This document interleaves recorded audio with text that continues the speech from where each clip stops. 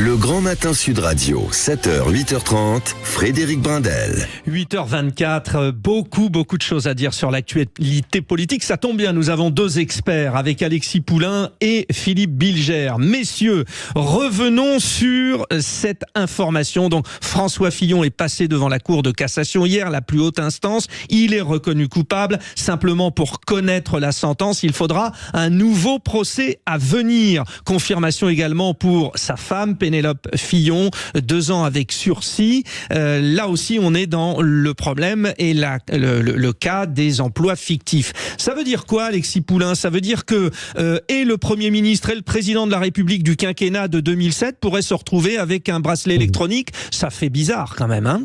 Ce serait pas une première, enfin le bracelet électronique oui, mais j'en parlais dans ma chronique, on a déjà le couple exécutif Chirac-Juppé qui a été condamné, et maintenant on pourrait avoir évidemment Nicolas Sarkozy et François Fillon qui se retrouveraient tous les deux condamnés. Il y a beaucoup d'affaires, comme je le disais, du fait de la difficulté de financer les partis politiques et la campagne présidentielle en particulier qui donne lieu à toutes sortes de courses à l'échalote. Donc on est devant un fait avéré. Alors après, sur l'affaire Fillon, on est sur l'emploi fictif de sa femme. Est-ce qu'on n'a pas le problème d'un homme qui est terriblement attiré par l'argent quand même, non ? Alors, il y a ça évidemment, mais il n'est pas le seul. Mais surtout, il n'était pas le seul à avoir recours aux emplois fictifs de ses proches. Et donc, il y a eu une incompréhension, je pense, de Monsieur Fillon de dire mais pourquoi moi? Alors parce qu'il était candidat à la présidentielle, ça n'a échappé à personne. Mais ces pratiques, en fait, elles ont été largement partagées par l'ensemble de la classe politique. Et on a l'impression que c'est lui qui a été choisi pour prendre la foudre finalement, en laissant un système qui a perduré pendant des années et sans revenir bien sûr de dessus. Donc il y a de la part de l'intéressé, je pense, un sentiment d'injustice à être le seul à tomber pour ça. D'accord avec ça, Philippe Bilger, un peu bouc émissaire, c'est ça? Oui, un petit peu. Enfin, il y a mis du sien aussi à l'époque, mais j'ai beaucoup apprécié l'inventaire affligeant pour la démocratie qu'a fait tout à l'heure Alexis Poulain, que j'ai pu écouter intégralement.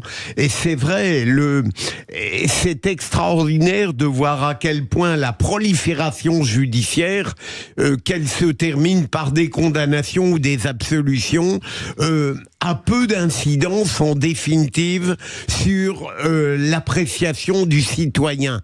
Je suis frappé de voir, et ça n'est pas une pensée bouleversante d'originalité, à quel point le citoyen, au fond, s'en préoccupe peu, aussi peu paradoxalement que certains des politiques qui tombent sous ces fourches caudines. À chaque fois, la réponse devant les micros des politiciens accusés ou condamnés, c'est la justice veut notre peau. Comme s'il y avait un règlement de compte politique via la justice. Mais on le rappelle, normalement, tout le monde est indépendant dans cette affaire. Le pouvoir politique et Alexis Poulain, la justice. Oui ou non? Oui, alors oui et non, parce que le parquet national financier, quand même, est un outil qui a été créé par François Hollande de manière très machiavélique pour justement s'occuper du cas Sarkozy en amont de la campagne. Donc il y a quand même une justice, et puis les juges, même s'ils font un travail remarquable, ont des opinions politiques de toute façon. Alors ils essayent d'en faire fi dans leur jugement, mais on voit bien qu'il y a quand même de la part du pouvoir une utilisation, ou du moins cette idée d'en faire quelque chose d'utile à des fins politiques. Maintenant, c'est aussi le temps des affaires. Quand on voit qu'il a fallu plus de 30 ans, je crois, pour juger Édouard Balladur, qui a finalement été relaxé.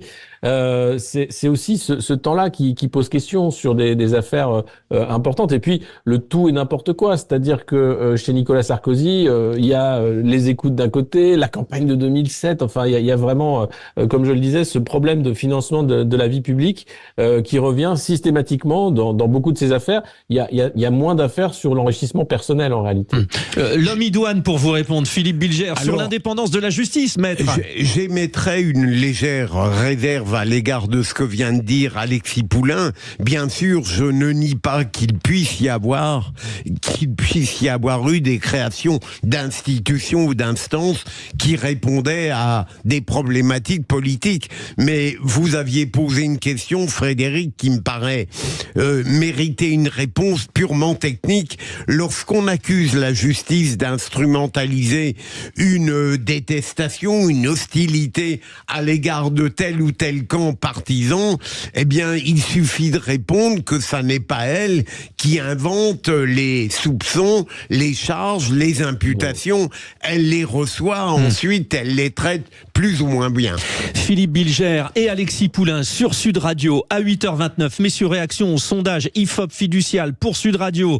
Sondage sur le second tour de l'élection présidentielle. On anticipe à 3 ans Marine Le Pen 53%, Gabriel Attal 47%. Voilà ce que disent les sondages. Ou alors Marine Le Pen 51%, Édouard Philippe 49%. Ça veut dire que Marine Le Pen, plus que jamais, est en situation pour devenir présidente de la République. Une réaction rapide, Alexis Poulain.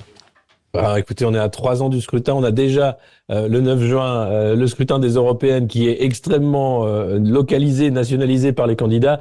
Attendons de voir. Philippe Bilger. Oui, cela ne signifie pas grand-chose alors qu'on est encore très éloigné de la joute suprême, mais je veux dire, ça va. Je continue à penser, et là je prends des risques, que Marine Le Pen sera toute proche, mais qu'elle ne gagnera pas.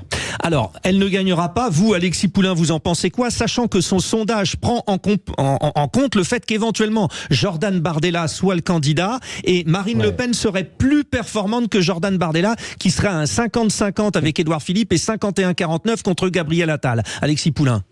Oui, moi je pense qu'elle est aux portes du pouvoir. Si elle décide de faire le travail nécessaire et de continuer dans ce qui est son sillon, elle n'a pas grand-chose à faire d'ailleurs. Il y a une portée, et pas seulement en France, à l'international.